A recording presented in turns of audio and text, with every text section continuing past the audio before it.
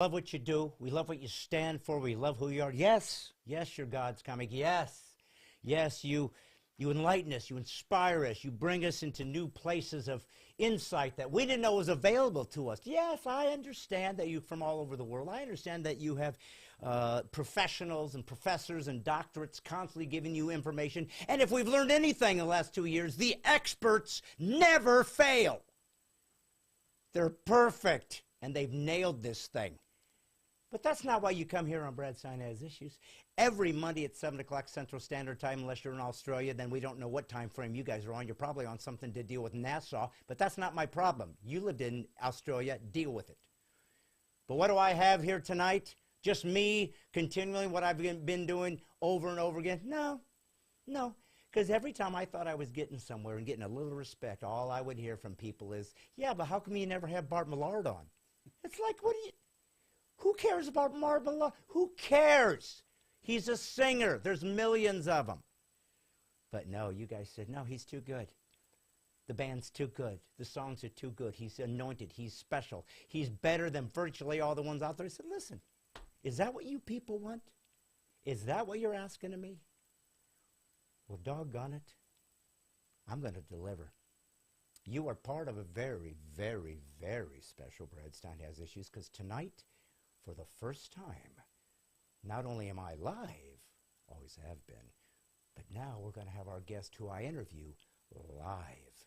I hope you have a few questions ready. I'm not going to get to all of you. But we are going to, in fact, go deep and expose the dark underbelly of Bart Millard. And trust me when I say he's got a belly and it's dark. I'm guessing. I haven't looked and I don't want to. That would be illegal. Nevertheless, it's me, Wyatt, and Bart on the adventure of a lifetime on Brad Stine Has Issues. Son, let him have it.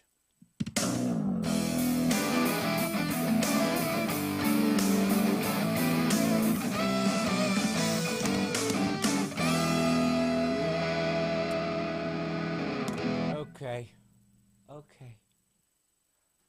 Wyatt, I am so excited. This is everything I had ever wanted, everything I'd ever hoped. I knew that we one day would get a live guest. I just didn't think they would ever take it seriously.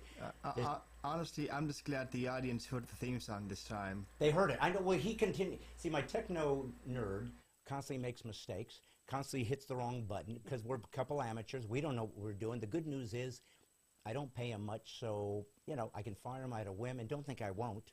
But if you're just tuning in for the first time, and if you are, it's because you want to see Bart, not me. This is God's Comic Brad Stine. This is Brad Stine Has Issues, where comedy, conservatism, and Christianity collide in a cacophony of clarity. Son, I got to see who was on first tonight before we get... I'm just going to say, if we're going to have an interview with someone like Bart Millard, he's so much more famous than you, we may as well call this Bart Millard Has Issues. Listen, son, you realize that you issued from my loins. So for you to continue to... Oh, man, here we go again. Yeah. The one joke you have. Son? The literal one joke you have. Son, I created you from whole cloth. I don't know what to tell you. Cool. Yeah. Cool. I want to say hi to the folks. Sheesh. You know who I got as first? Jeff Hayes. Nick Chris, why can't you agree with why can't we sync iPads? I don't... I always get the wrong guy. He's not even here. Paula Faye Marie Rauchi's here. She's my favorite four-named lady. Greetings from Floral City. Sherry Holtz-Horton. Hi. Apparently you received a late notice that you were on live. Yeah, I was being bored listening to Harry and the other Royals video when I got your notification that you're on. Yeah, again. You know why you didn't get your notification, young lady? Because you were listening to Harry. Who gives a crap about Harry? And I mean that with all my favorite, best Christianese. Is crap in the Bible, son? Why? I don't know. I'm too busy commenting and making sure that people, are commenting and stuff. I got you. Okay. Also, Larry was responding to me, telling him about the camera fix we had. Well, good. His response is that the room may be haunted. Well, his words, not mine. That goes without saying. Yes. Tori Daniel Sorrell, what's up, Brad? Thank you. Me Day, hello, Brad and Wyatt. Hey, Brad and Wyatt, and everyone. That's Clara Beatty. Karen Boyd showed up. She's one of our regulars. Hey, I thought it was spelled Millard. It is. Did he misspell it? I had less than a minute to type the description in before, Why- so we can make the deadline. I'm And sorry. I haven't asked him yet, and he Yeah. is sitting right here. But what do you think the odds are that that man has ever had anybody spell his name properly? About as often as our last name gets Our last misspelled. name is never Yeah. spelled properly. That's exactly right. Okay, cool. Well, listen, I am excited, obviously, to... Oh, Barbara Mick Duvall's here. Hi, Brad and Wall. Deanna Miller's here. Tenzil Sizemore, he always shows up. Sean Syriac, 59th tonight. Okay. Harold Carter, Brad, you are awesome. Yes, I am. It's the cross I have to bear. Why do people always Is tell that the me? entire comment? Is this, that's You're the right. entire comment? You're That's it. awesome. I'm awesome. Let's see. Jama's here from Colorado. Sherry Holtz Jordan, of course. Well, Brian Winkler, I'm here. I'm here. Hey, folks. Well, they're all here. They're all excited. They're all part of this amazing, wonderful experience. It is a one-of-a-kind. Brad Stine Has Issues because, as you know, oftentimes I have to pre-record some folks because they live in different parts of the world, different parts of the country. But, son, I think it's time we really cut to the chase and get to why everybody's here. I because mean, Lord knows look, it's not our me. camera equipment decided literally an hour before we broadcasted this that yes, I will in fact work. So I guess it's a sign. Son, when you say that our camera equipment decided to work, We spent like what was it, 2 weeks What? constantly trying to fix the when you camera. said the camera decided to work, that's AI, my son. That Yes. is science fiction. Are you telling me that it literally has, it's autonomous, it's a free agent? Is that what you're talking about? Well, it's something that I actually say a lot when discussing technology to people, is that electronics don't so much work so much as it is they just stop failing. Okay. This stop is failing. all stop failing moments. Why did you know my first band was called Stop Failing? I don't know if I mentioned Man, that. you've had a lot of first A lot of bands in first your bands. None life. of them survived because I sucked. Really experimental, I'm guessing, your music Well, was. yeah. It was like Rush meets Ernest Borgnine, and you wouldn't know who Ernest Borgnine is, and that's what I like to go for you for your age group. What you're 26. What are you, a Gen something? General? I honestly, General Mills? I don't know what you are. I thought it was more general car insurance, but I mean, you know. Indeed. Listen, I wanted you to do me a favor, son. Yeah. I want you to take your little hind end, which I created. Okay. I I want you to stand up, and when you walk over here, in just a second, we're going to pan over, and we are going to say hi to the guests. You of know, honor. normally you're not supposed to say the stage directions out loud, Mr. Actor. I got you. I see. See how I get? See what they do, Bart? I'm sure your sons don't do that because you were a better Christian than me, so you've learned how to discipline them. Ladies and gentlemen, the man you are about to meet on our first live show, many of you who are Christians know.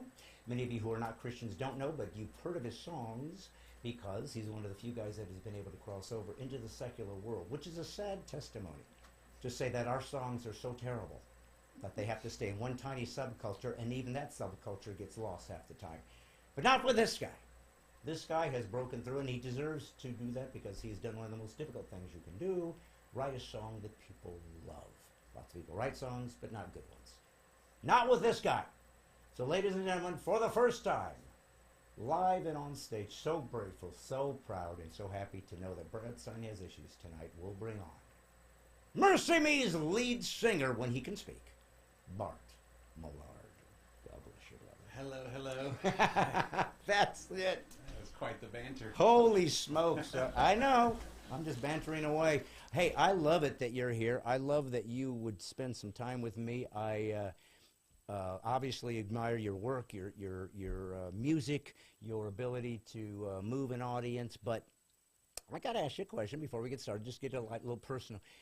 So when did we first meet? Do you remember how we even connected? Because I've met so many guys over the years, as do you, and sometimes I wonder, how did we ever connect, or did we? Man, unless our paths crossed over the years, which is totally possible. Like, getting to know you was when we had the men's group, the Bible study. Right, for sure. And so, like, we may have met at some festival or conference or something over the years. Yeah. Like, I certainly knew who you were, but really didn't get to know you until we were kind of in the same Bible study. small group, whatever you call it. Right. Yeah.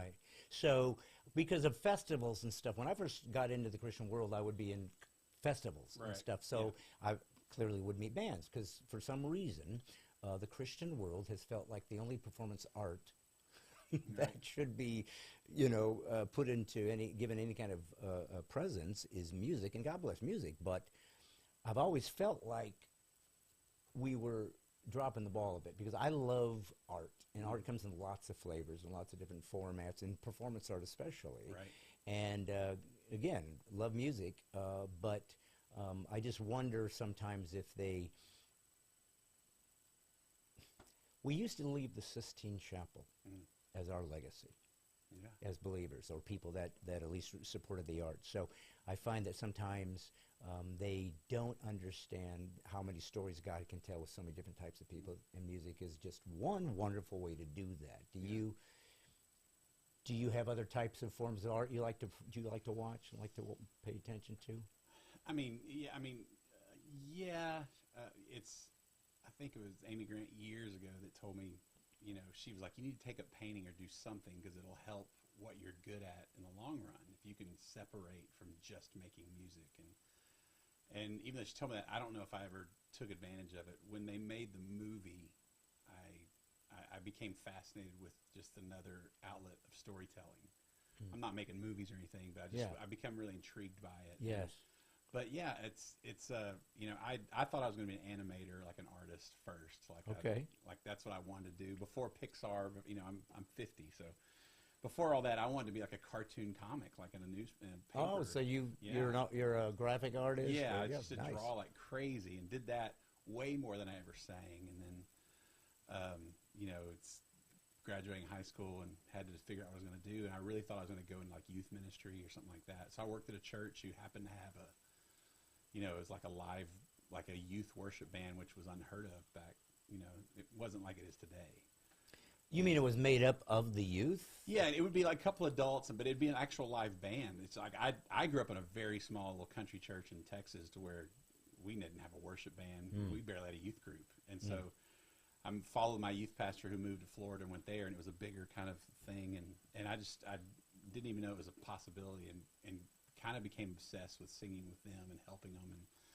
And then I was like, I think this is what I want to do, but this is long before American Idol and all that kind of stuff. And so I can't say that I had a plan and this is what I'm going to do. I just loved music so much that I knew I would do it and either be a youth minister or I'd have some other grown-up job. Yeah.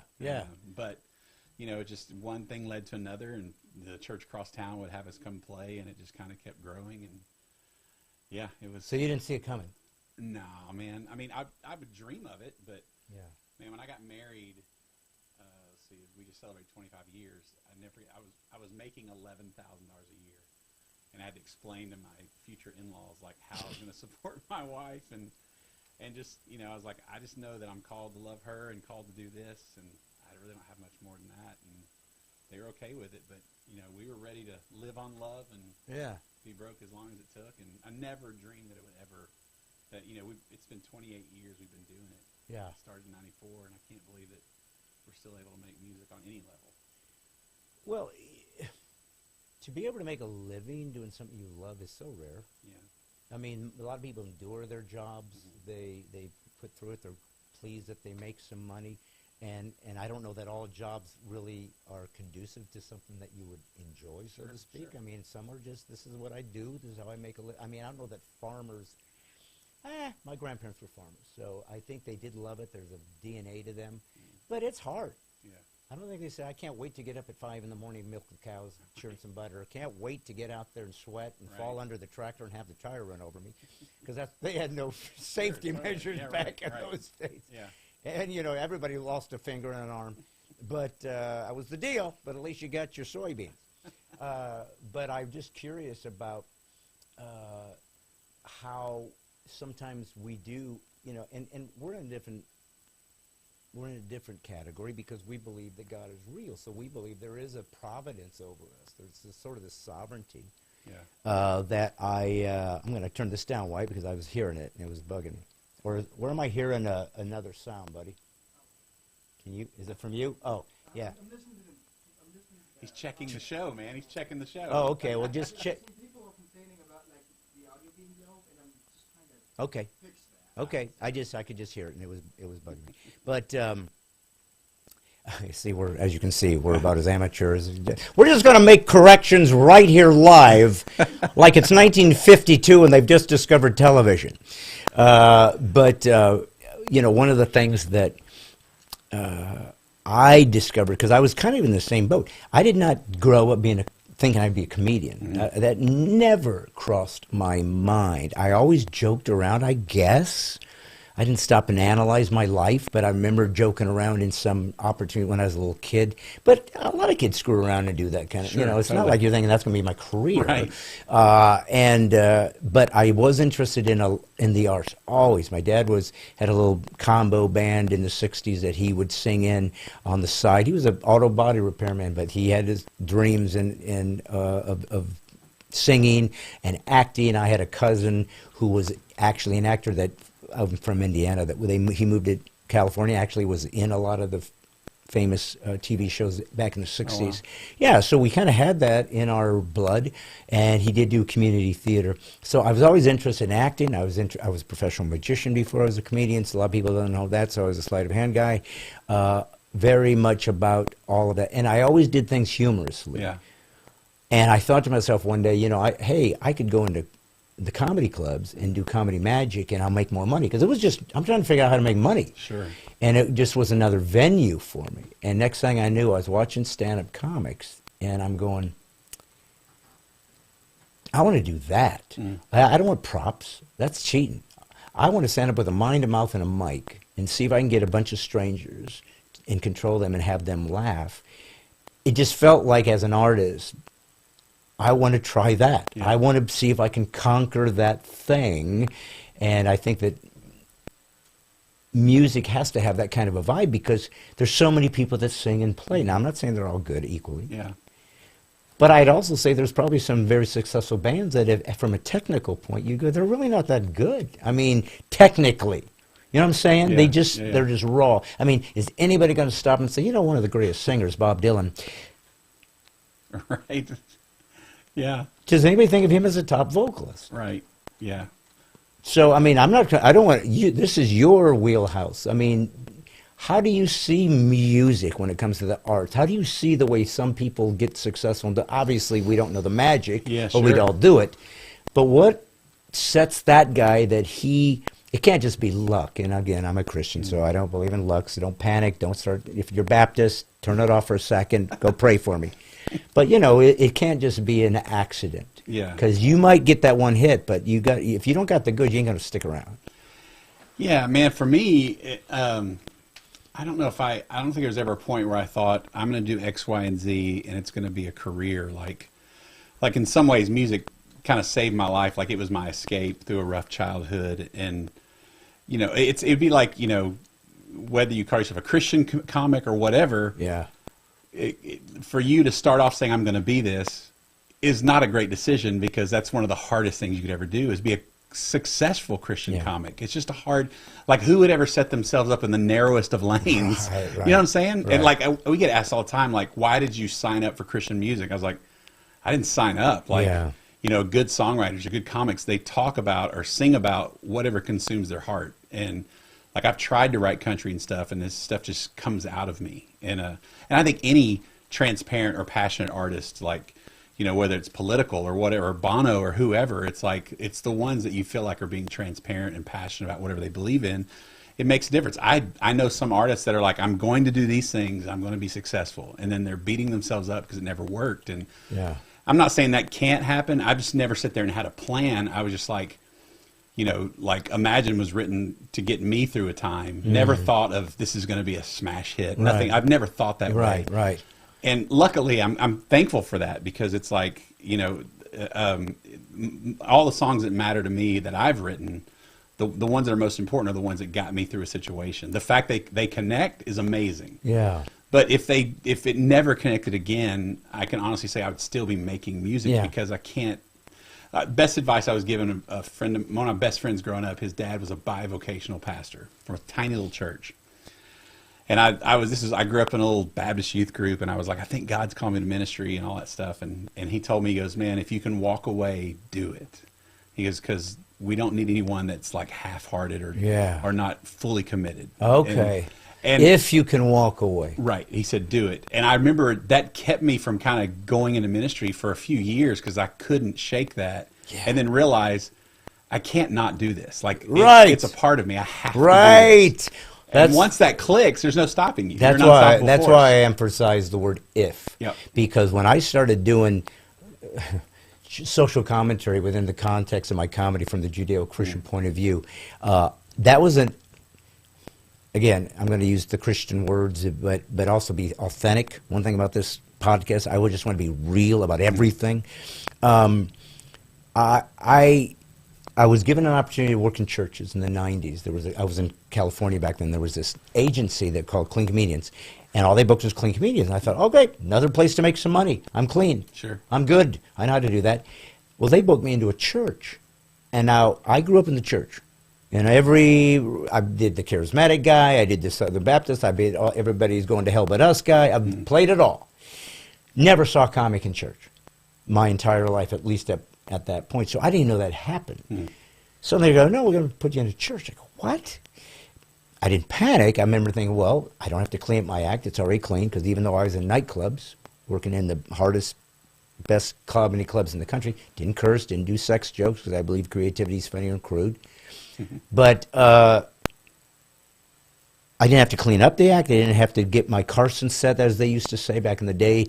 You had to have your Carson set because it had to be clean. So you had to figure out, how do I do that 5 minutes? And you can tell guys who were dirty and cleaned up their act, it's not quite, you can tell something's a little off in the timing. Yeah. It's because that used to say the F word instead of that thing, and it doesn't.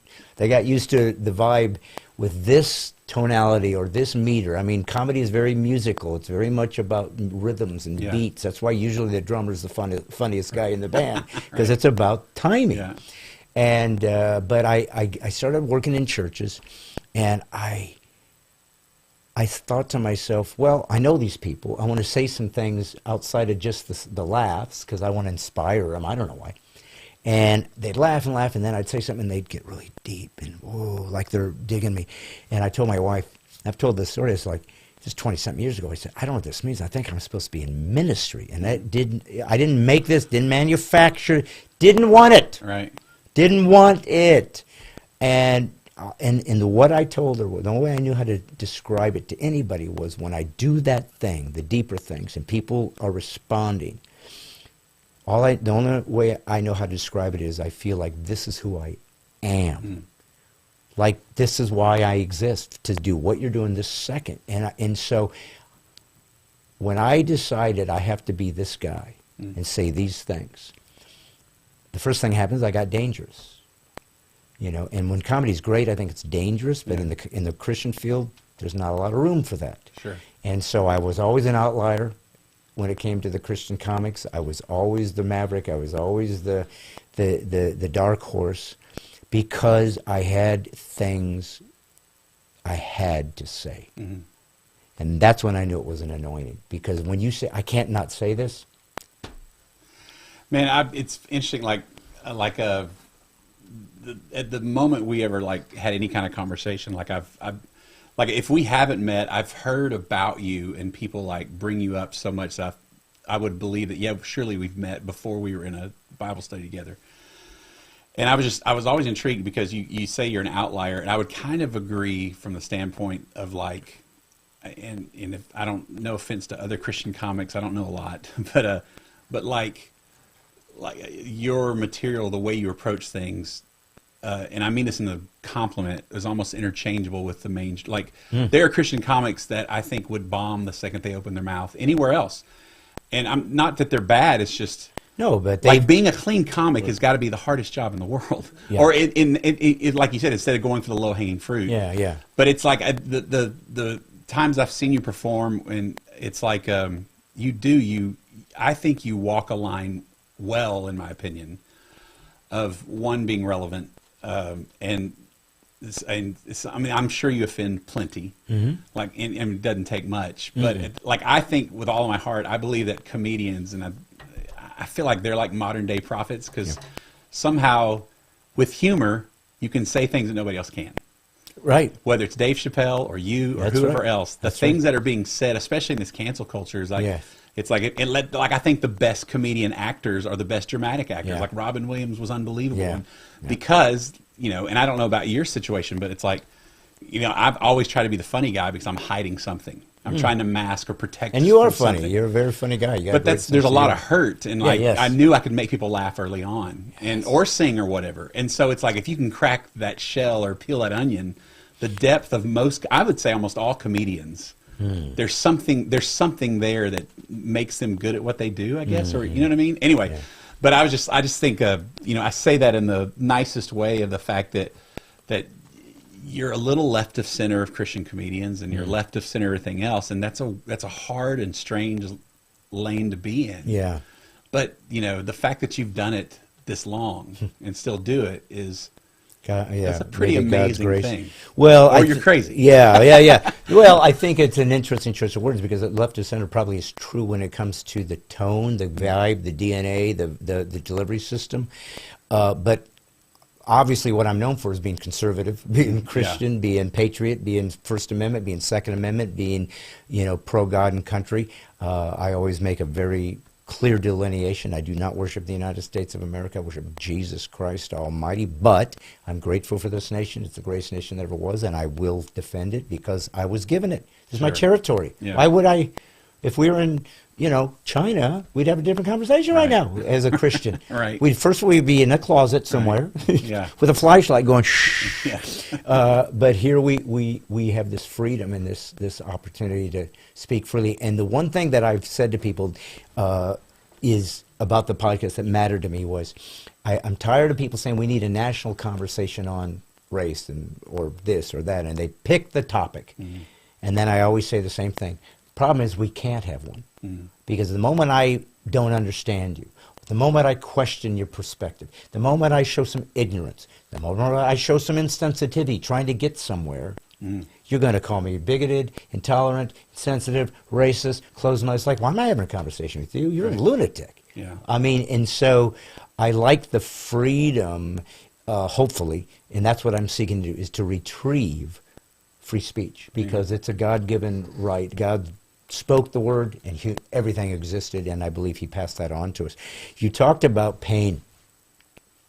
I think it's probably very, very true that the majority of comedians find comedy as an outlet to survive, to figure out a way to get through the pain, the corruption, the dysfunction, which we all suffer from. Sure. We all have. Yeah. But the problem is Bart, is you start out as 0, and then you go to 1, and then to 2, and then to 3. So it takes so many years to even get enough perspective and maturity to navigate the crap that's going to happen in your life. But by the time you get there, you've had to suffer when you were too young to know how to. I'm just innocent. I don't know how to. Trying to survive. Yes. Yeah. And I mean, clearly, most people, certainly Christians, know your story because you had a very unique experience that most people don't. Yeah. Somebody made a movie about your life. Yeah. I can't imagine sitting in a theater saying, okay, movie's starting. We've all been in a million theaters watching movies, watching somebody else's story. Yeah. And you're sitting there going, that's me. That's got to be weird. Not to mention, why didn't you get Tom Cruise to play you? That's what I have the same questions about that, or Brad Pitt, if they were going to go with like typecasting. But what does it feel like to look at your own life being presented in this theatrical format, and looking at a guy saying, "That's me"? I don't know. Maybe it's not that. To me, it would seem like it'd be an odd thing. Surreal is a great word. I mean, it was an 8-year process from when someone approached me. I'd never had the idea to make the movie. Someone approached me and you know, and I think they were trying to find like the most popular Christian song at the time, asking everybody and if there was a movie to be made. And so when they approached me, I think somebody told them it was like either Shout to the Lord or I Can Only Imagine at the time. And I don't know if Shout to the Lord didn't have a story because I was second. Yeah. And we had lunch and I kind of told her my story and she didn't tell me why she was there. Just like, I just want to know more about you and when I was done, she goes, I want to make a movie about this. And I kind of laughed and was like, awesome, good luck with that. You know, totally never thought it would happen. Right. And so about 6 years, you know, she kept trying and like, I'm still on it. I'm going to do it, all the stuff. And about 6 years in, she was like, I'm going to sell the company. And she ended up ultimately selling the rights to the Irwin brothers.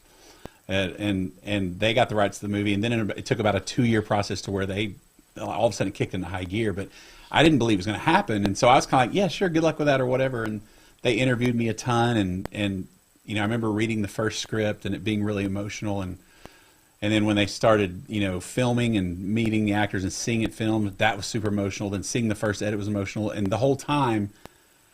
But when you say emotional, like, well, you're reliving it? Yeah. I think the biggest thing, because there was, you know, I mean, hours and hours of interviews and just in how I recall things and just my perspective of, you know, how I grew up and my abusive dad, stuff like that. And I think when I read the script, because, you know, my biggest fear was that it was going to be terrible, because surely all the bad movies ever made, there's someone in there that believed it was good. Like somebody thought Ishtar was a great idea, right? And so it's not like, so I thought, man, what if I have like this weird vertigo? I'm so around it so much that I don't know if it's good or bad. And so I was always nervous, like, and the closer we get to releasing it, the more nervous I would get. But what I mean by, like, when I read the first script, I got emotional, like pains that I've tried to bury for years kind of resurfaced. And so I knew that they were onto something when they were writing it. And so it's a weird feeling of like, oh man, this is really painful. That's good, right? Like, because I wanted the painful part of the story to be as real as possible, so the redemption story would be more effective. Of course. And so every time we would kind of hit this next kind of milestone of acting or watching the edit or whatever, and it was still hitting me in that place that I've tried to avoid for so long, and I kept saying, yeah, that's good. That's what it should be. And it wasn't until I sat with a crowd and watched the movie for the first time, because watching it alone with your wife or whatever is one thing, but having an audience that laughs at certain lines or gets emotional.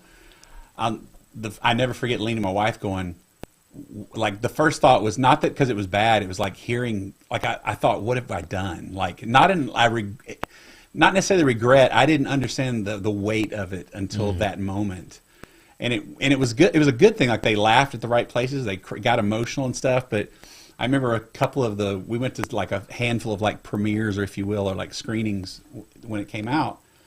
And we'd hear these stories of like, hey, this one guy stayed in the theater and wouldn't leave, and they had to get the ushers or whatever the theater to come in, and he was like, I'm not leaving until I get my father on the phone, like in tears.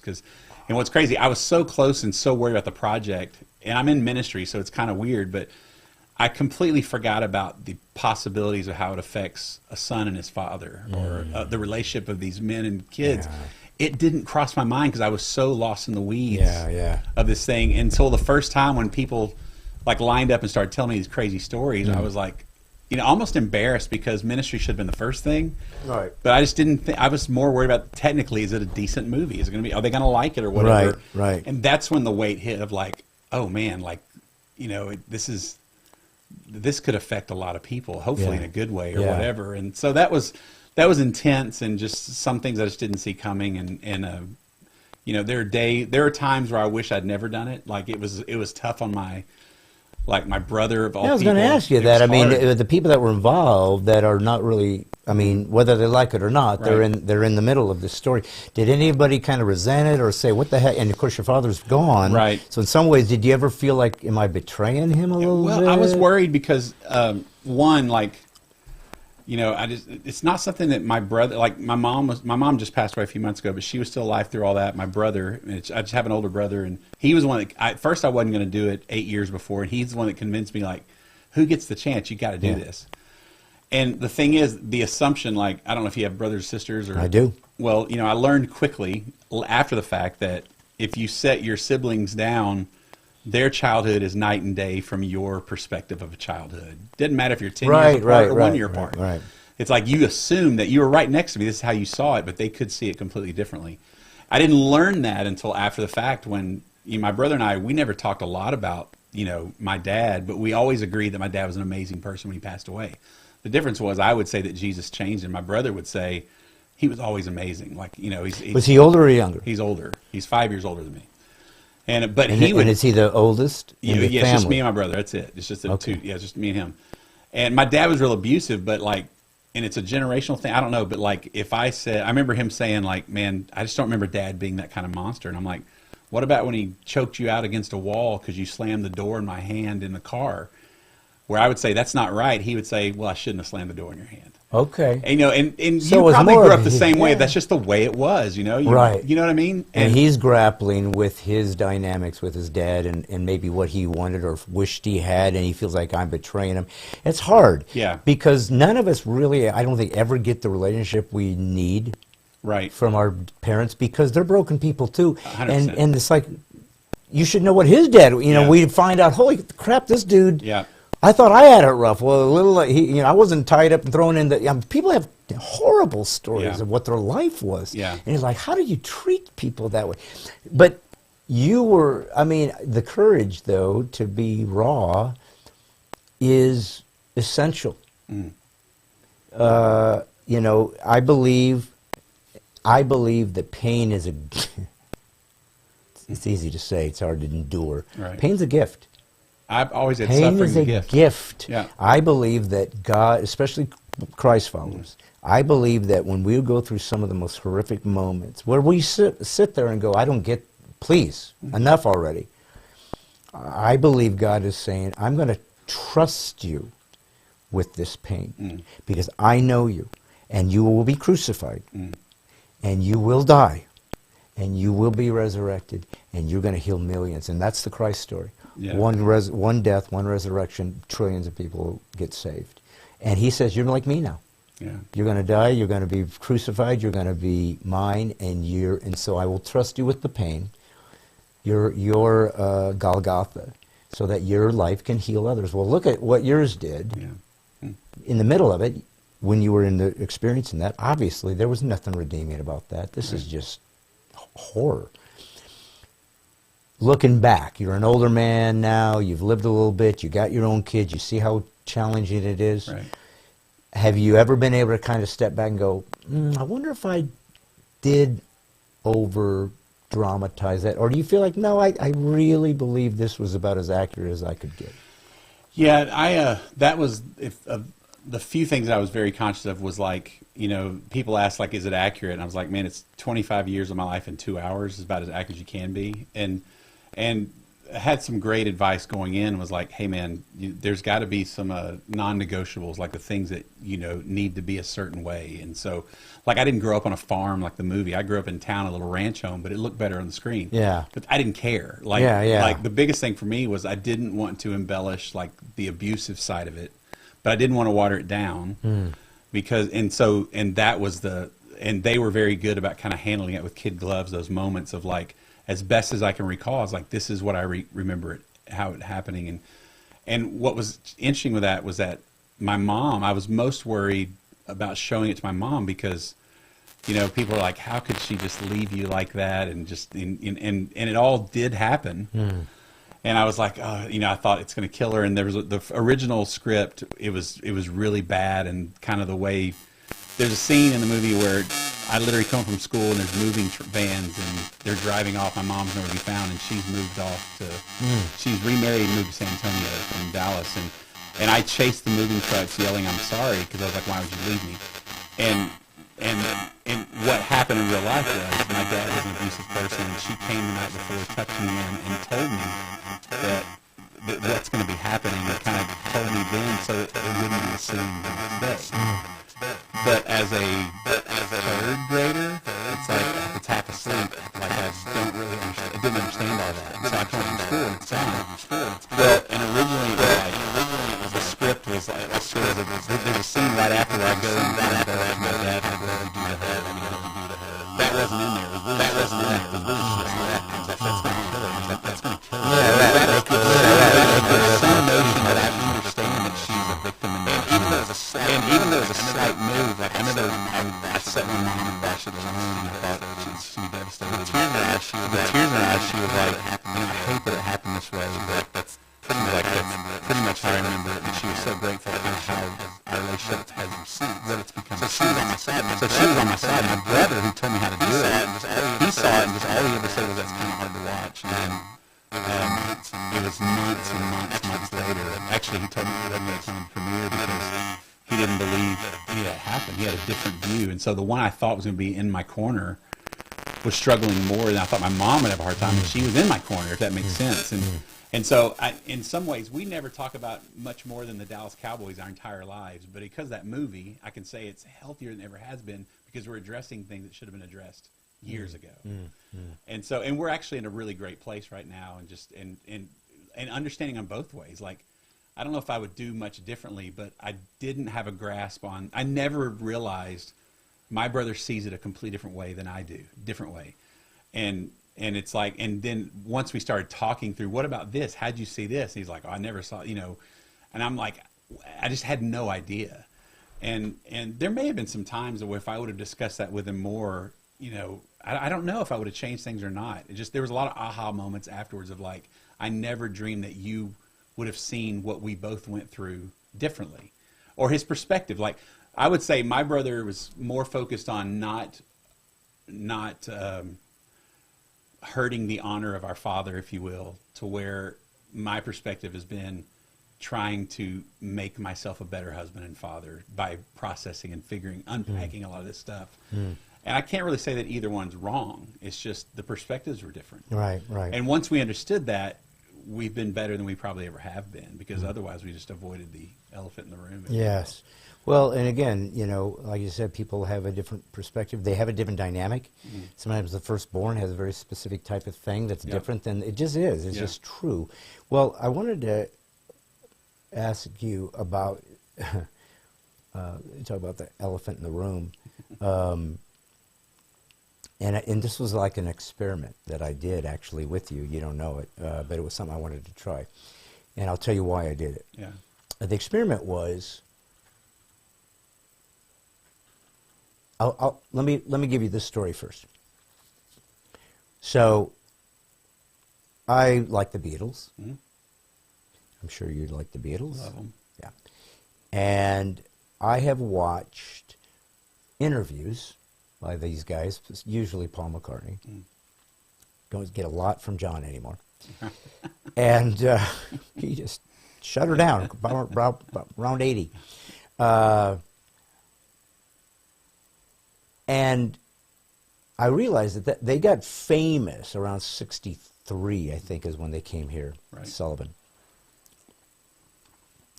So they wrote these songs, and one of the songs that were written early 60s was the song called Yesterday.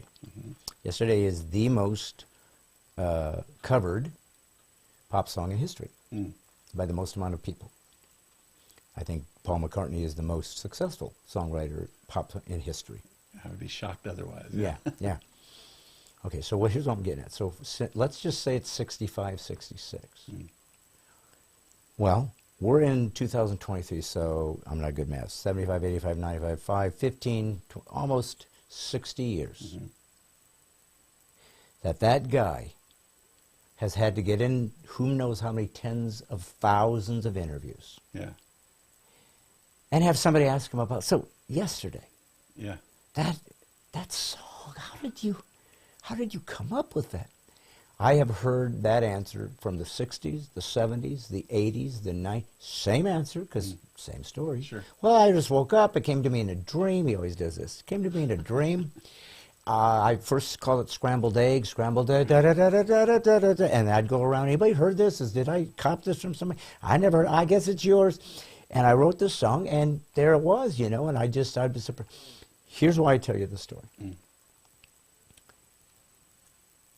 Here's what I admire about this guy. Not only is he a great talent, I have never not seen him answer that question about yesterday without acting like he'd never heard the question. Making it interesting. Every stinking time he'd go, well, you know, what happened was really funny because I get like he, you know, I never thought of that. No one's ever asked me about yesterday. The most famous song ever. Question. Wow! Thank you for. Let me think if I can back. I forgot all about that song.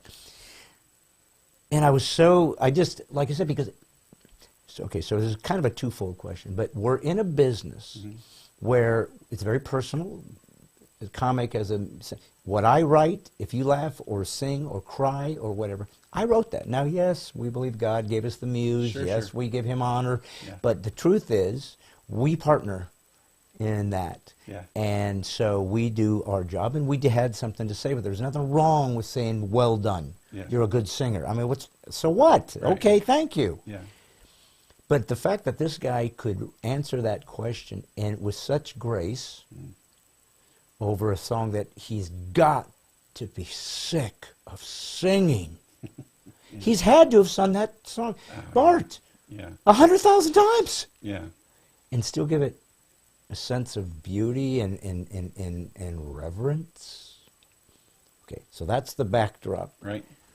So I decided I am not going to bring up once the song I Can Only Imagine. Right. Because I know you have never had an interview since that thing hit that hasn't brought that up, because that's it. That's it. Your song, you wrote it. Holy crap, never seen anything like it. Most famous Christian contemporary song in history, crossed over, blah, blah, blah. And you have to sit there and somehow act like, yeah, I didn't think of that. You're right, that was. So my question to you is,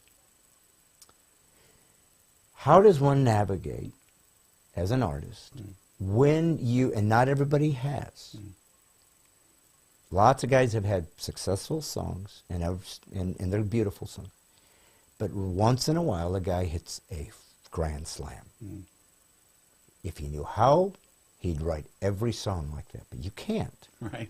You get it or you don't. And usually the killer songs, the ones that your mind, like yesterday, they'll say, it took me 10 minutes. Yeah. So how do you feel, do you have an obligation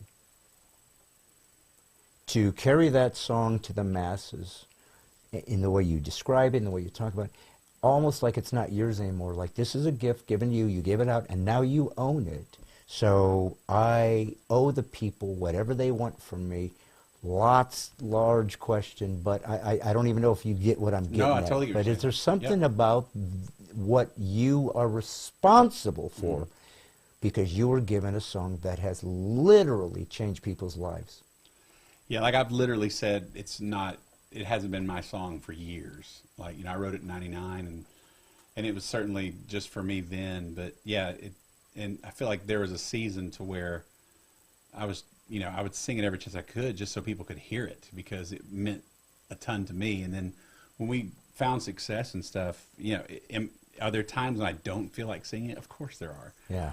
But at that point, like, there's just something about every night, like, you see the response to people to where it feels like they are hearing it for the first time. I don't know. It's like, and that's like a drug almost. It's like, it's people are like, do you get sick of doing it? I was like, man, I'll never get sick of singing the song.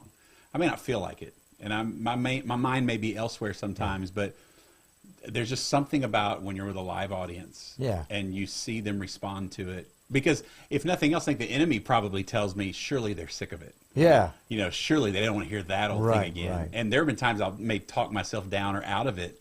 But the second you do it, it's like, it's more perplexing that they still love it. And, and that's the thing. I've had people go, I've hated that song my whole life until my husband passed away. Oh, my goodness. And or whatever you want. And it's like, and so I don't take it lightly because Mark Stewart, Mark Stewart from Audio Adrenaline, like he used to joke going, man, you got to imagine I had a big house. And he was like, and always like being kind of sarcastic about it.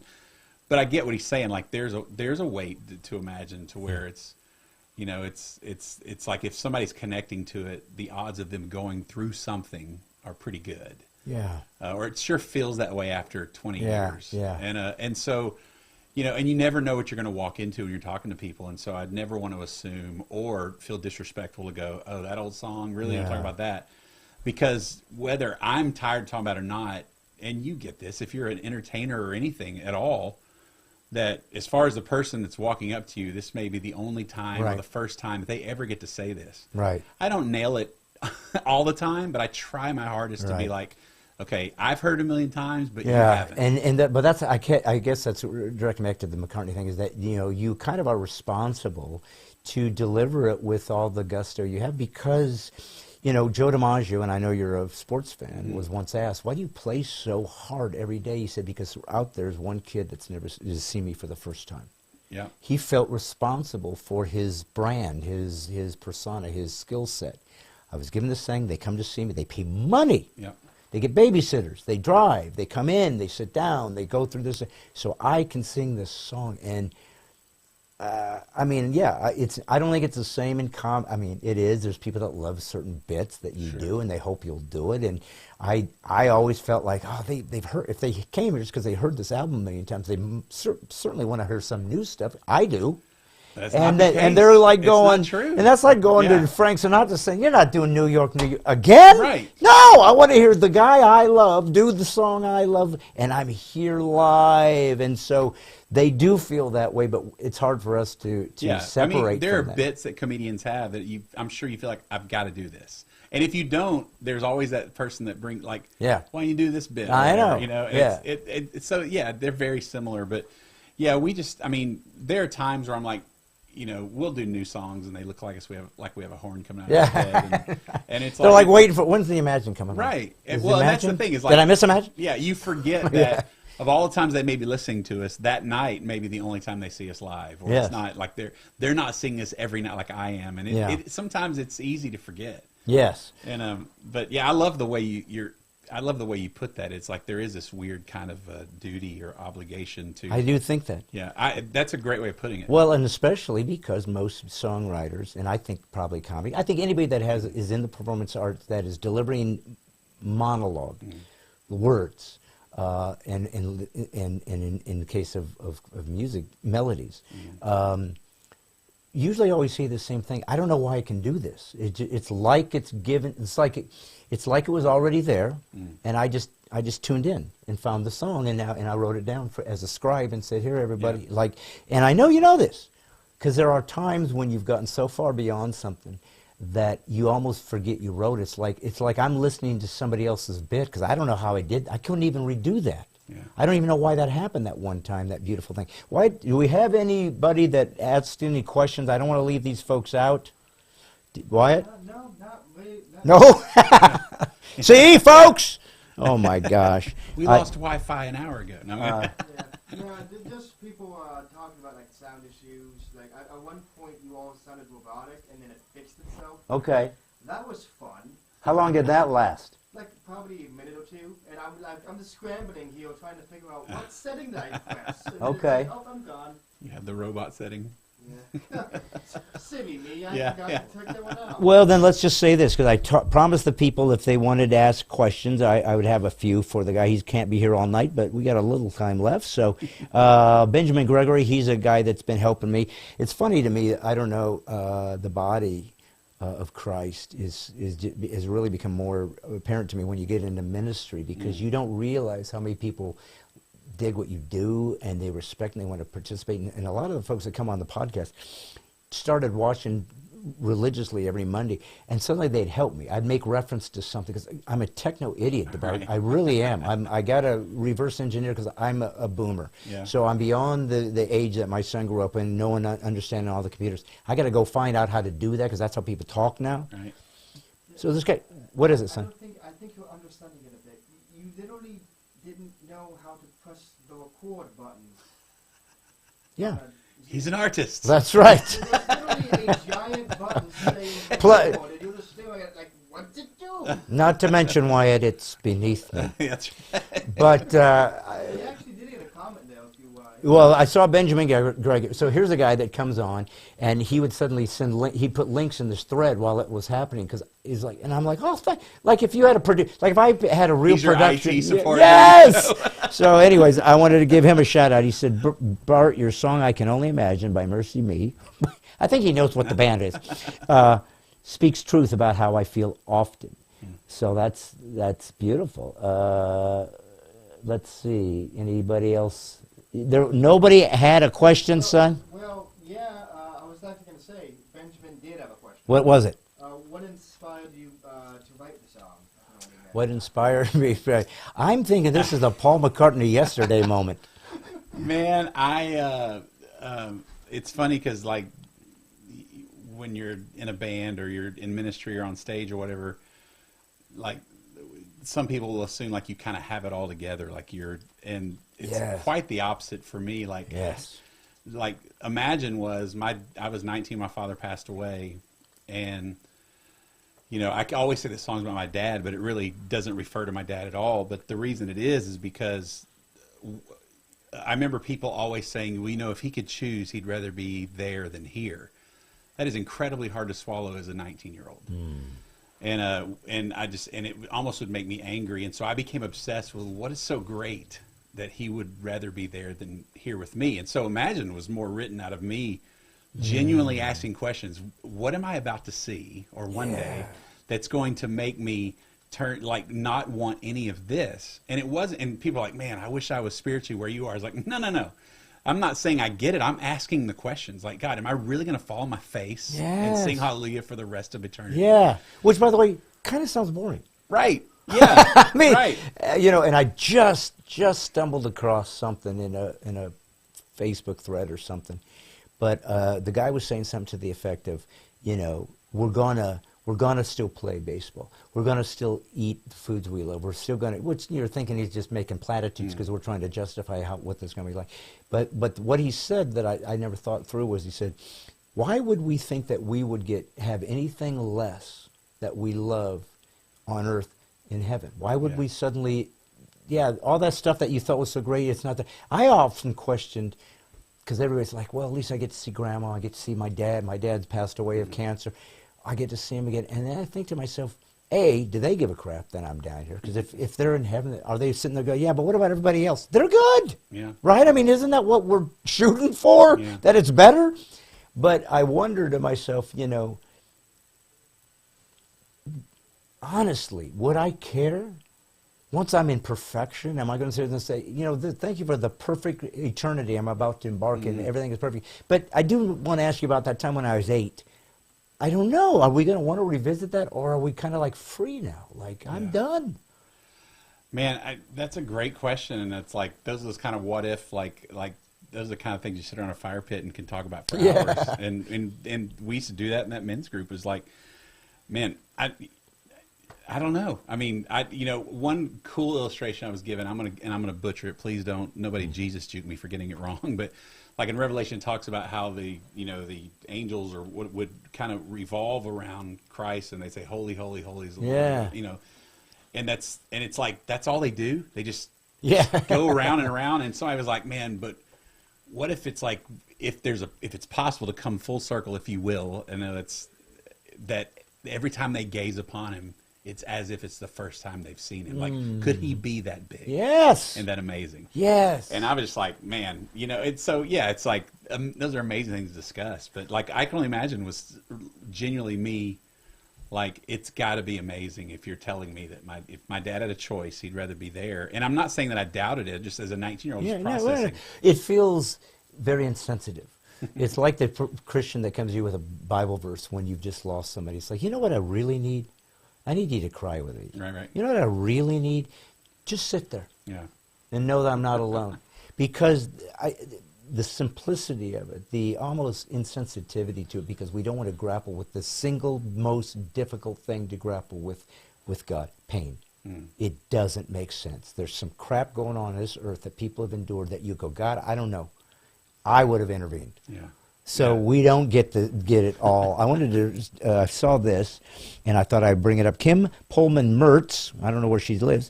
I think the best part of Mercy Me is having fun. I'm a latecomer to Christian music, and I thought it was all ho-hum and sappy. Thank you for your music. Well, the good news is it is beautiful music, and the bad news is a lot of it is sappy. So we deal with it. We're basically 12-year-olds in a grown-up body. Like the 5 of us we're children. That's all we are. Yes. I just want to see if there was anything else that we could talk. Oh well, you didn't get one question, Wyatt? No. Okay. That means we're nailing all the answers. We're nailing it. We're nailing it. Well, all right. Well, that's fine. I mean, we got a little time left. What is it, son? Nothing. Okay. So let's take it. We got 30 minutes, all right? Sure, yeah. Okay. So here's where I want to go with this. Because, again, I got my own little podcast. I didn't ask for this. I didn't expect to have one. I figured I'm just going to be lost in the shuffle. A million people do this. I don't know why I would have any significance.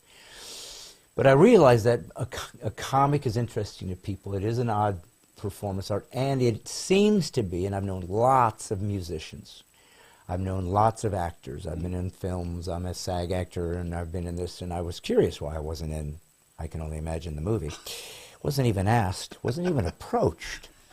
I could have played your dog. But most every performance artist I've ever talked to a man, say what they would most fear would be stand-up comedy. Not doing a front man as a musician, which you have all the heat, not being an actor, having to nail that part right now, cry, eat, weep, do, and then cut, now let's go. I mean, there's a lot of difficult challenges to art. Sure. And especially when, like you said, you don't feel like it. I mean, we're people. I often wonder about, 162-game season for a baseball player, and every stinking day you got to go back. It's like, I don't feel like it. Just had a fight with my wife. I just found out my kid, is sick. I don't feel, and they're here. They pay tickets. You owe them a show. Yeah. And it is rough sometimes to get through that thing. But I want the authenticity, because the one thing that I think I've tried to emphasize on this podcast, and people will ask me about it, like a lot of them come because I'm a conservative and they dig that, and because I get people from all over the world that don't have the Constitution. Right. They don't have what we got.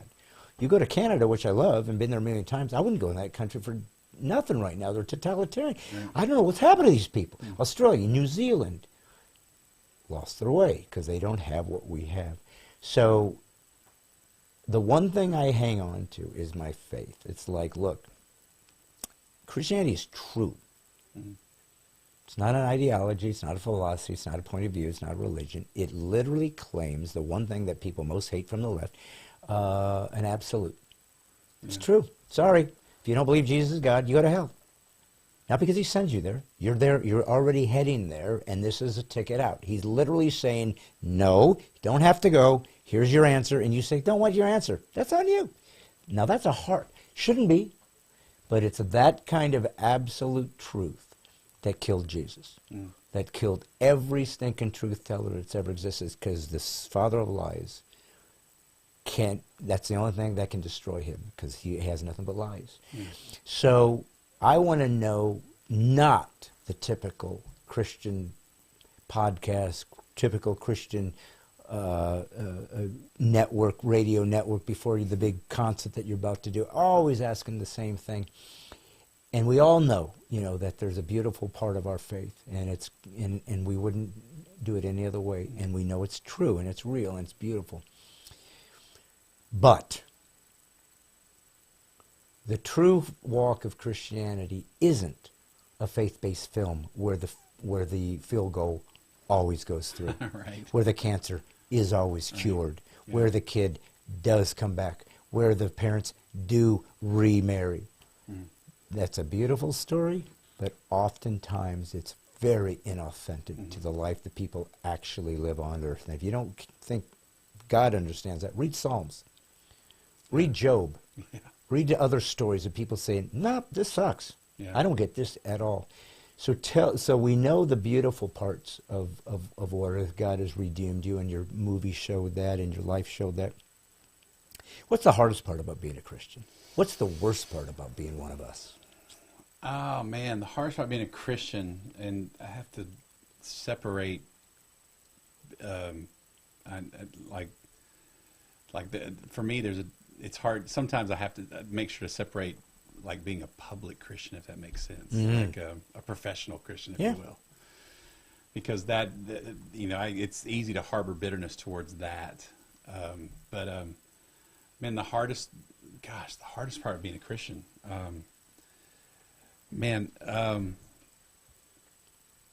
honestly, other Christians would be my biggest struggle. And I don't mean that in a broad stroke. I'm just saying that, like, some of the angriest people and some of the most unforgiving people are a part of the body of Christ, and you know, and or the what I've encountered, and that could land on this whole, like, being a public figure or whatever you want to call it, because, like, you know, we're really good at eating our wounded, and so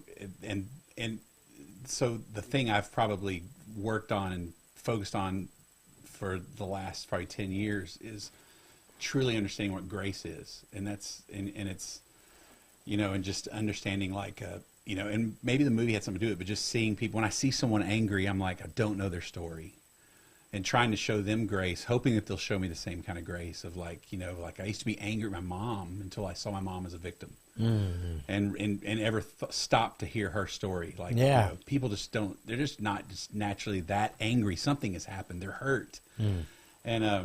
And it's like, I talk about this on stage a lot. It's like, of all the crazy movements that are going on, you know, politically or whatever, you know, everybody has a cause.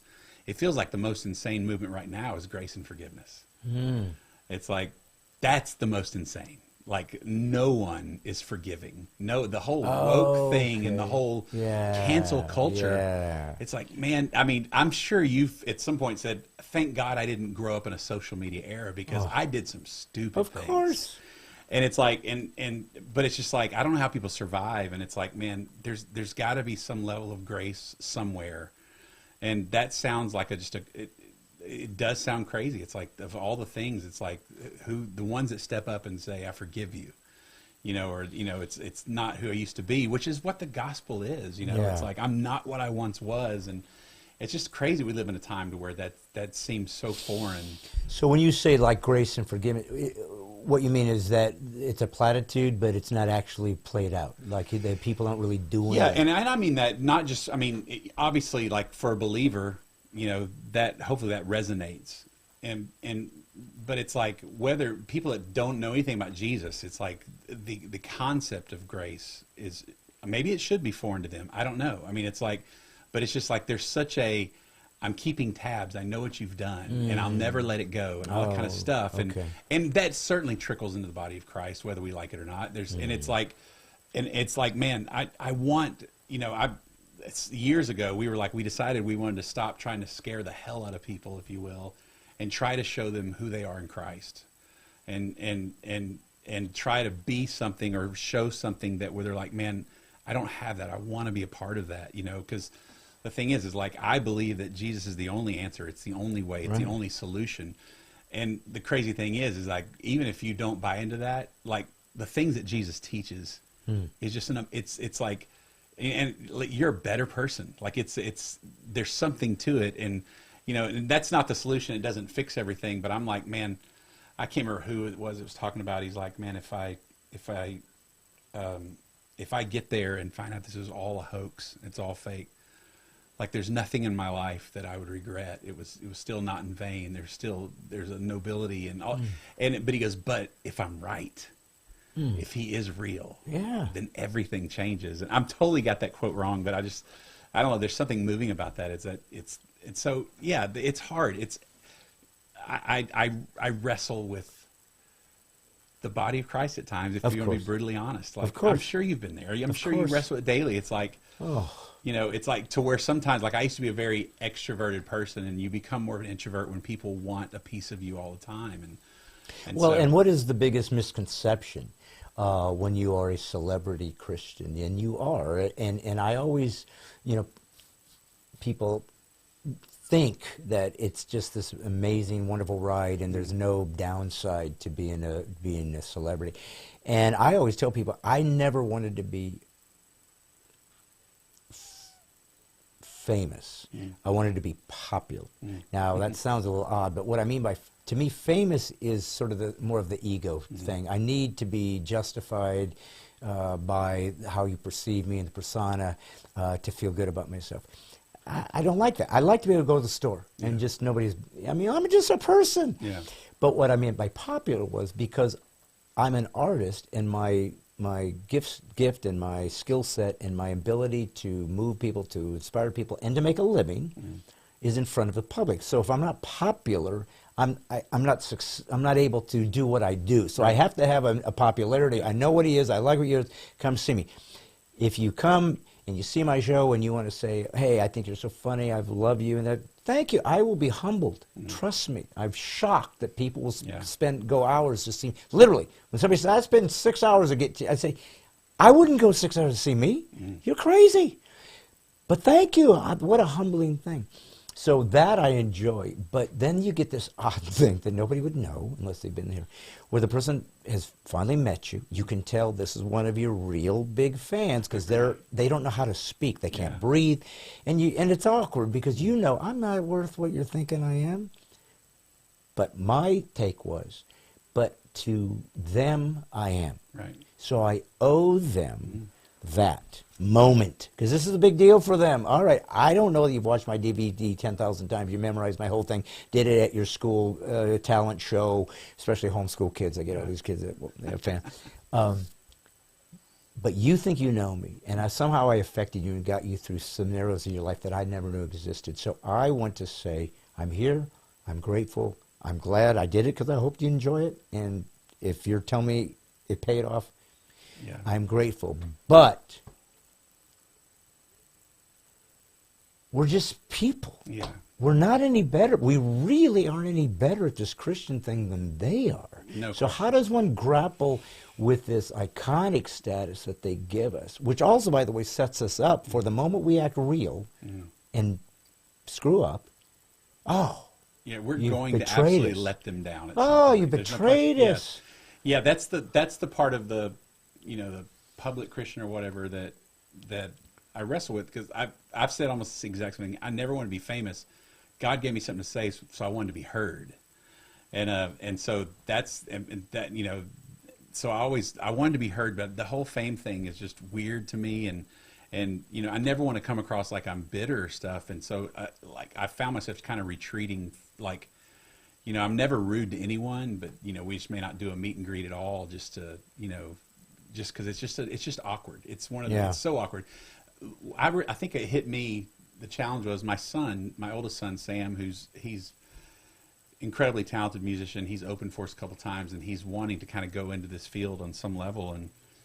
And the more we talked about it, he didn't know if he wanted to be like a Christian artist, if you will. He wasn't sure what he wanted to be, but being labeled that. And I was like, I finally asked him, like, why is that? And of all the success, all the things in his lifetime, he was born the week Imagine went #1. He's kind of seen it all, but the things that he remembers are the days where I was frustrated because I couldn't stop the machine, or I couldn't turn it off. Like, that there was always someone that I had to be Bart of Mercy Me at a restaurant or whatever, and he would see me personally struggle with that. Okay. That's the thing he would remember more, to where he's like, I don't know if I want to do that. And I'm like, man, that's amazing. Of all the great things that have come out of this, that's the part that you remember. And it's and he kind of shed light on that for me, where I was like, man, I didn't realize I was really, I guess being my true. I was always my true self at home, and I guess I just didn't realize how much he was watching. And it's hard. It's hard. We're never going to be what people think we are. Yeah. I wish they would just give us that much grace, because it's too difficult. The only difference between you and me is when you screw up, nobody knows. Right. Because you're on your own. Yeah. And it's like the old DC Talk thing. What if I stumble? What if I fall? It's like you spend your whole life wondering, I don't know how to navigate this. Yeah. I'm also a sinner. Somebody wrote a couple things, so I'm going to try to jump them in. We have a few comments. Yeah, but I thought I saw somebody ask a question. I meant a few questions. Here we go. Okay, Denise Carlson Skramstad. She must be from Denmark. Bart, how do you spiritually prepare yourself and your band for each performance? Man, honestly, we don't. I want to say we don't. Like, we are very careful into, like, a Bible study before the show, as if that's kind of a solution. Like, our performances are like an overflow from, God willing, a healthy relationship with Jesus. And so the way I prepare is who I am at home, who I am all day, making sure my heart's right. But there's not really like a ritualistic thing we do. you know, like some people do. Not that we're against it. We're just like, man, this goes way deeper than, you know, did we do X, Y, and Z before we go on stage? Like it's a rabbit's foot. Like Right. I've been with the same 4 guys for, you know, 26, 28 years or whatever, and they're my best friends in the whole world. And so us kind of holding each other accountable and just on a daily basis, like it's when we're like, I don't have a show till March 2nd, so I'm just home. It's in these times where we stay in touch with each other and are with each other, making sure we're good. Those are the moments where we prepare more than a 5-minute devotion before the show or whatever. Yeah, I mean, you know, people think we're in this kind of monastery, as you know, and that we have this deeper thing that we go through, and of course we pray, obviously, or do whatever is necessary. But that's the odd thing about this business, is that it's also our job. It's not just like I'm doing a liturgy or something. I'm also kind of performing. So it puts us in an odd spot. I wanted to give, somebody gave you a little this one. I'm going to say it to you, but you're not going to do it. Sherry Holtz Jordan. She's a comes on all the time, and I'm going to say it because it's going to make you very uncomfortable. To have him sing even a portion of Imagined would be nice. Just I can only. Yay! Nice. That's good, buddy. That was I think it's a portion. I didn't want to. I didn't want to put you under the scrutiny. People meet you and they go, "Be funny." It's like, shut up! I'm not on the clock. Pay me. Yeah, that's what people go like. Do you sing to your family all the time? And I'm like, I'm assuming it'd be like a dentist doing a root canal his day. Oh, I know. You seem like, I'm not against it. It's just If I did it, I would need therapy. Yeah, and obviously my family something would hate me seriously more than anything. Right. Well, Tina Ayat said, "Thank you for your music and your words. It truly got me through one of the toughest times in my life. You are a gift. Be blessed." Wow, thank you. Isn't that nice? I actually have a question from Brian Winkler, who asks if have you listened to any progressive Christian rock bands? And I would like to add to that, what are your opinions on them? Well, I guess define progressive rock bands. Give me an example. Like, Is it good? I'm not sure if you mean like the music genre of progressive rock or more of like a movement. So is there a Rush how about this? version of Christian? I mean, Christian music that you you know, it's interesting. Like, I'm like super nerd, uber Christian music fan my whole life. Like, I know way too much than I ever should know about Christian music, CCM, and all that kind of stuff, because I was obsessed with it when it, you know, when I got into it, or it kind of became my job, if you will, whatever. It's like I hear less of it now because I do it full time, I guess. Like I have to like make an effort to stay on top of it and be aware of what's going on.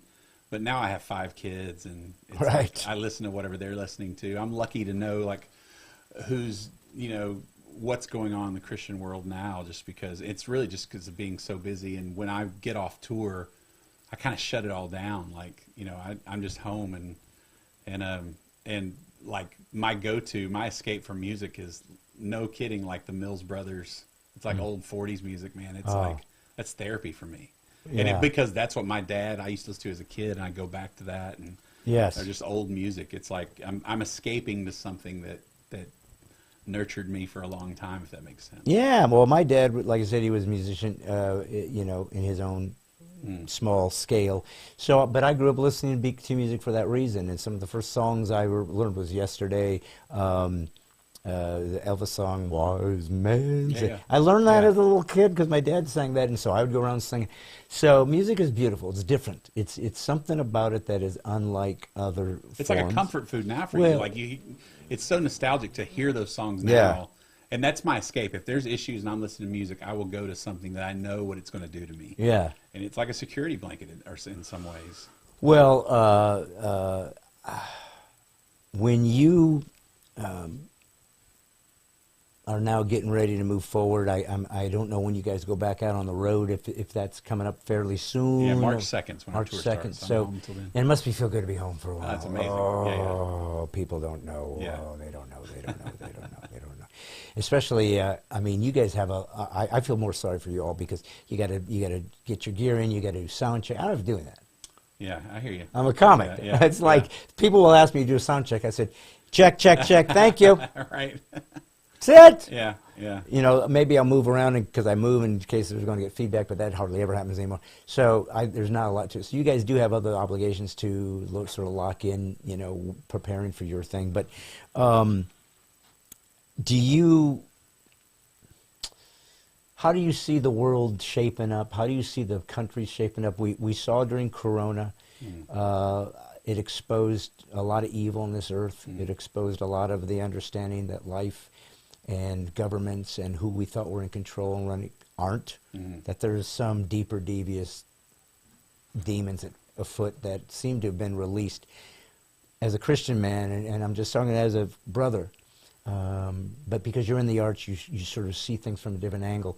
Do you feel like something's odd about the earth and where we're at in history as humans, or do you think, we're just going through another ebb and flow? I mean, it sure feels like it. I mean, I don't know, but you know, I remember being a kid, my dad going, you know, it's never been as bad as it is now, or whatever, and I never thought I would. You know, it's different to say, well, this president was worse than that. You know, I'm sure everybody has an opinion of every president, but there's just, I mean, with the whole pandemic and everything, it's just we're in a weird territory. Like I don't even know what to think of half of it, and you know, it's just we're so overloaded with information, whether it's true or false. It's just like it just make you dizzy. Like it's like to the point to where I think a lot of people just stop caring because they're just overloaded with information from every possible angle. And that's the scariest place to be, is to become indifferent to where it's like, you know, I mean, I would love to bury my head in the sand and hope it passes. Yeah. It sure doesn't necessarily feel like that's what's happening. The big question, Bart, that people, I think, are taken seriously for the first time, and I'm a very skeptical guy. Is this the end? Is God wrapping it up? I mean, if anything has shown that the end times that the Bible predicted is happening, all the pieces legitimately are happening. They can now give you one currency. They can now shut down your ability to buy and sell without taking a certain vaccine or wearing a certain mask or whatever. I mean, there's never been a time when it was even possible to pull off a one world government, and here we sit. I'm guessing, I don't know. We never talked politics, and maybe that's not your ballywork, but you know, do you ever feel sort of this eschatological moment of, holy crap, God might be wrapping this thing up? Well, how can you not? I mean, like, obviously I don't know. We don't know time or place or whatever, but at the same time, it's like, on a certain level, should we be surprised at what's happening? Because whether it's specifically now or whatever, like, we've had the word has warned us of, you know, this stuff escalating at some point, right? I mean, watch and pray. And I'm like, is it now? Is it 100 years from now? I don't know, but I'm just like, man, did we really think we were going to just smooth sailing to the end? I mean, I guess I would hope that Jesus comes back first, but I'm like, you know, I don't want to say none of this should shock us, because it is shocking. It'll always be shocking. Yeah. But it's just like, you know, and it goes both ways. Like I know some friends of mine, brothers and sisters in Christ, who, you know, they were ready to charge hell with a water pistol, and that's great. But it's just like, you know, like it's trying to have the balance of, okay, can we go too far? I don't know. I don't even know the answer. Yeah. And then when you're in a position like with me, like we'll get on stage and you do kind of have to address the elephant in the room. And I guarantee you, I don't know what the percentage is, but half of that crowd has lived in fear and was genuinely afraid that something would happen. And the other half is like, you're not taking my liberties. Right. And it's like, you know what? I'm not even calling right or wrong. I'm saying fear will manifest itself in different ways. And no one, like my oldest son is type 1 diabetic. I'll never forget when it all first happened, they said, don't let him get this. It's fatal. I lived in fear for most of the pandemic. Like I wore the mask nonstop because I was so scared that my son would be hurt. Now, obviously everybody's story is different. My son eventually got it Christmas of 2020, and he had a fever for like 6 hours, and then he was fine. Am I grateful? Of course, I'm so grateful. Did I struggle with, would have been nice for this to happen in March where I could have had my summer? And I don't mean to belittle it. Yeah. But, you know, you go through it so long that there's so grateful that it wasn't worse. And I know people have gone through hard times, but once you kind of go through, I mean, I've had COVID. We all did. Yeah. I mean, the truth is if this is not conspiracy theory, it's not right-wing rhetoric, it's not Trump, nothing. Yeah. We now have data, and it was most of it was manipulated. Because now people are dying with this vaccine, myocarditis. You're a big sports guy. You don't drop dead at 18 as a soccer player with a heart attack on a regular and not know something's wrong. Something is stinking wrong, and nobody wants. They're still not letting us address that and say maybe we need to cut back on this vax thing and regroup because something isn't panned out. Maybe they meant well, but dude, it is. I've never seen anything like this. I don't know that there is a precedent for this. Yeah. I did want to say. Stacy Gale Zinna. I had the pleasure of seeing Mercy Me at Red Rocks this year. As a fan, it was truly amazing. As an artist, how did it feel to play that venue? Now, I've seen Red Rocks, and that would be a freaking it's the best killer in the world. Yeah, isn't it? Yeah, it's the second time we did it, and it is. It's like the highlight of our career, man. And the first time was mind blowing. The fact we have to go back is. There's nothing like it. There's genuinely nothing like it. Okay.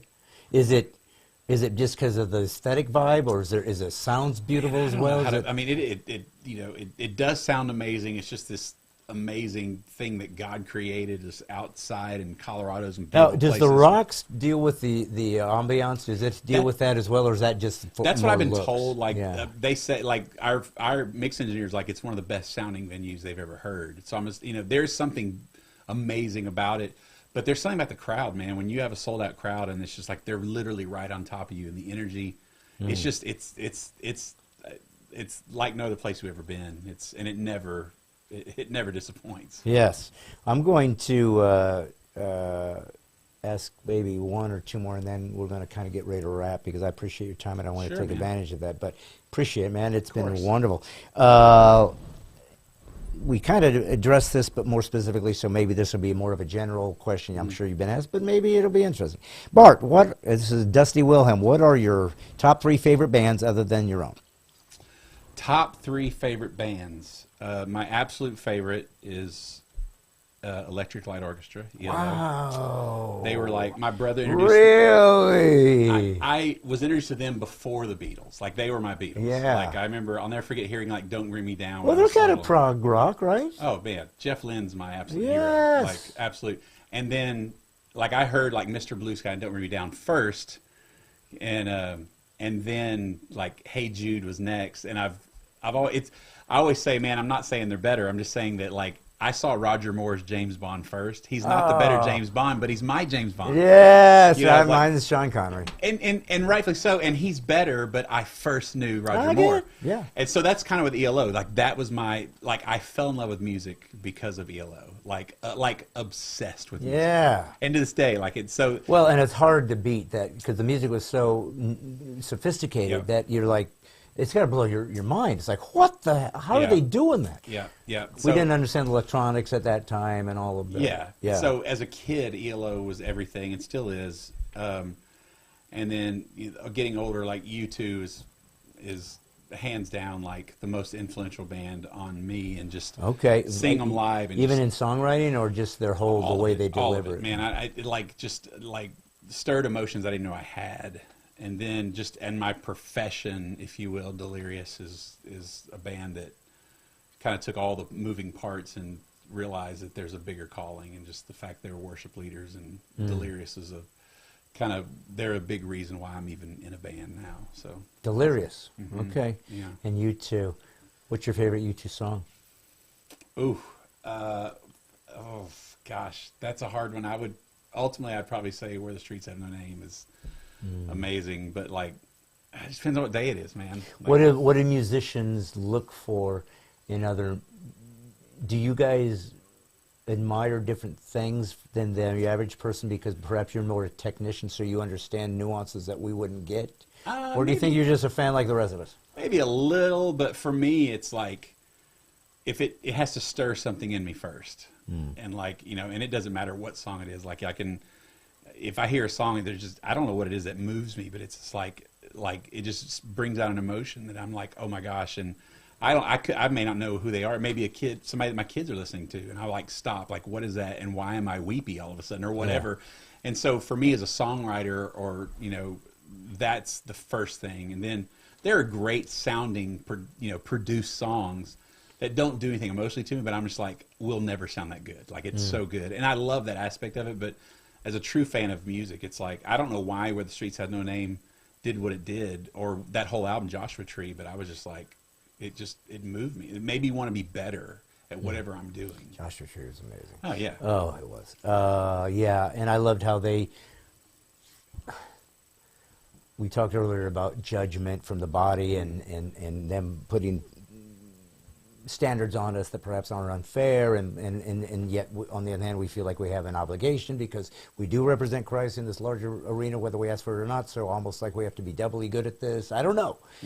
But I want to believe, that you two, I mean, I've listened to them, I've watched them, I do believe they're believers.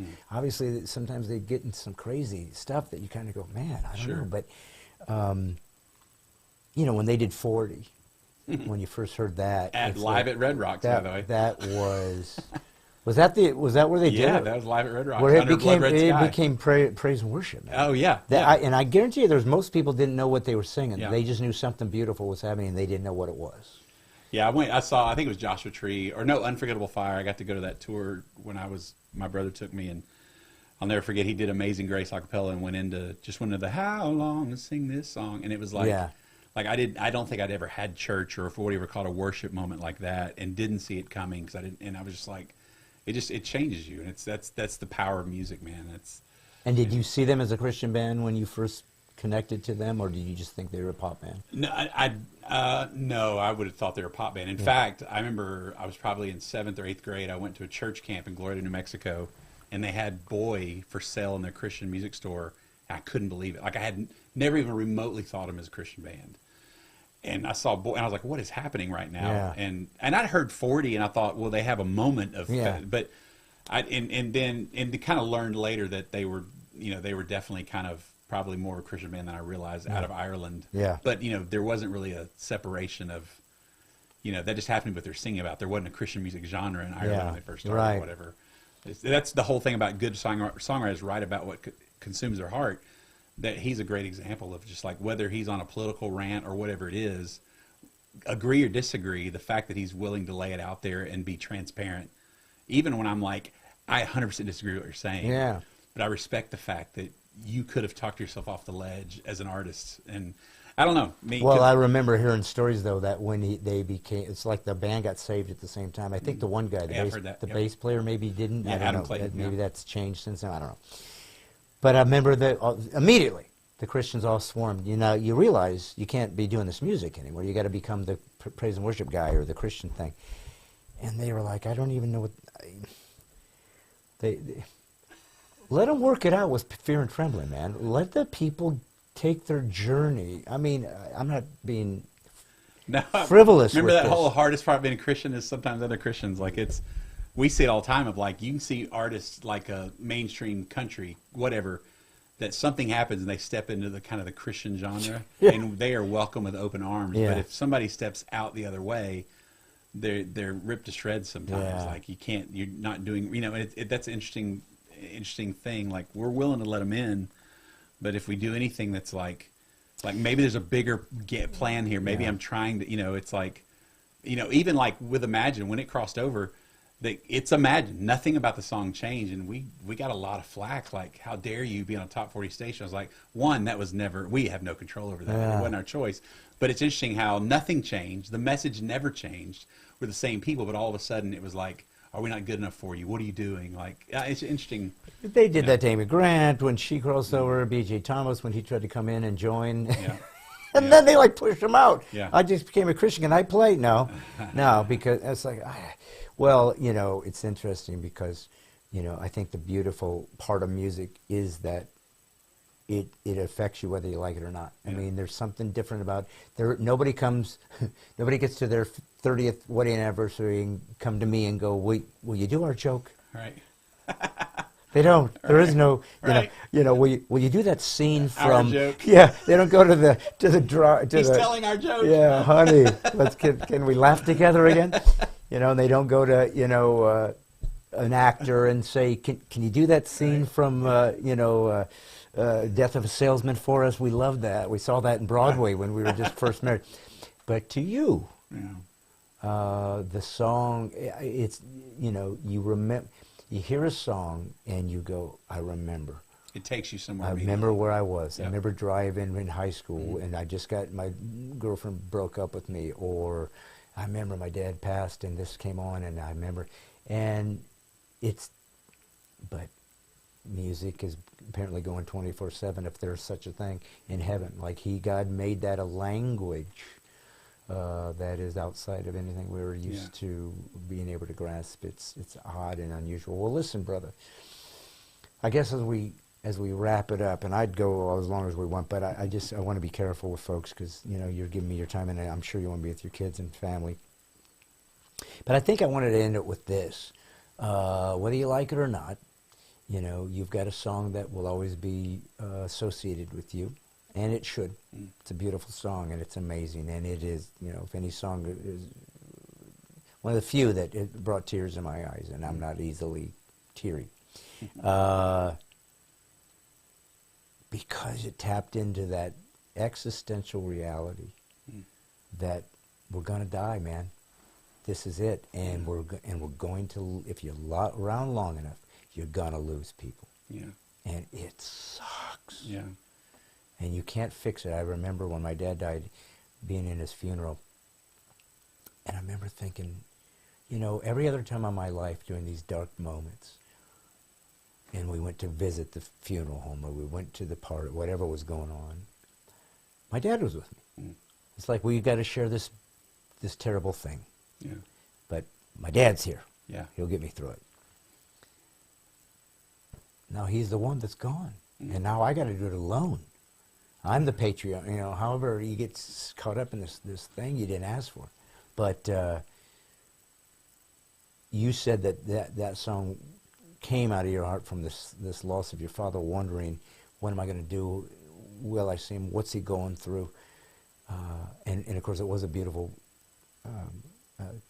cleansing and healing that you guys got to get and finish towards the end of your life that made it all beautiful. But I guess I would ask you just to leave the folks with this, is that there's somebody out there experiencing this. They've just lost somebody.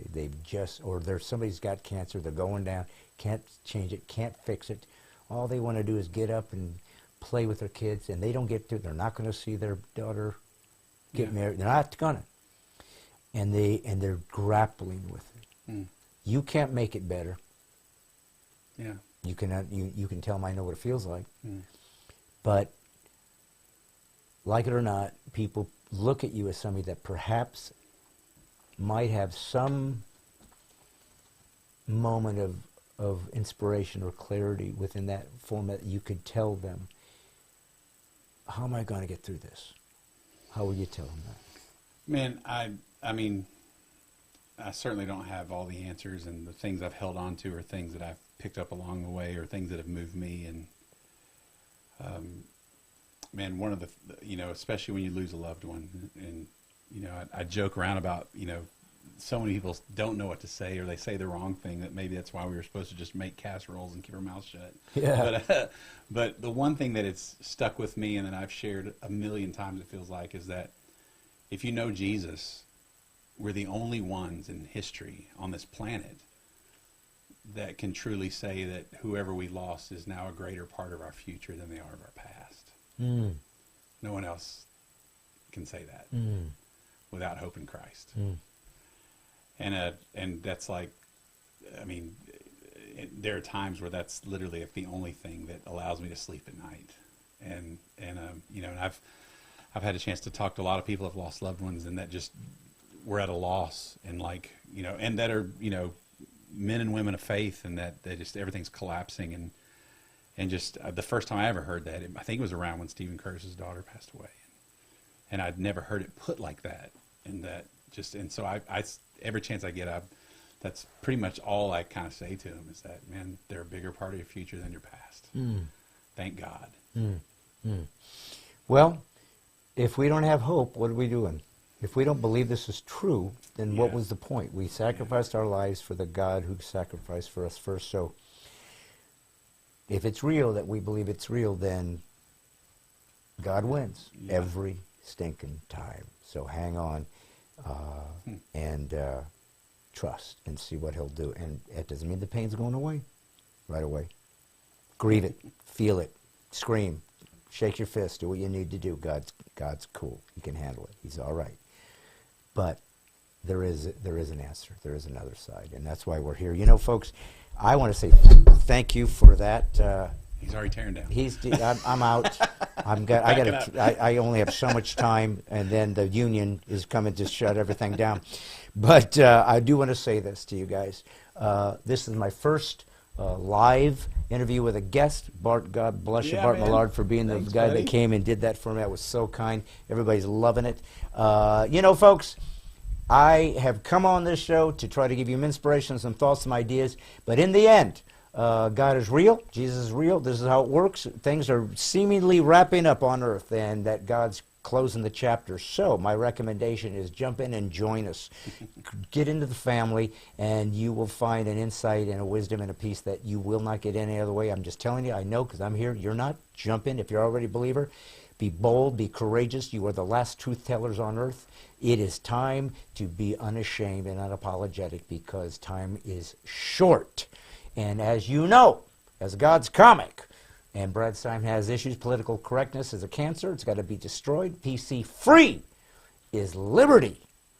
And so as we let you go, remember, on Brad Stine Has Issues, not smarter than you, not better than you, but I will be courageous to inspire you. So remember, I'm really not doing a lot. All I'm doing is putting the woke back to sleep.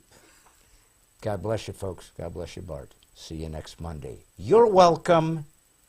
You're welcome.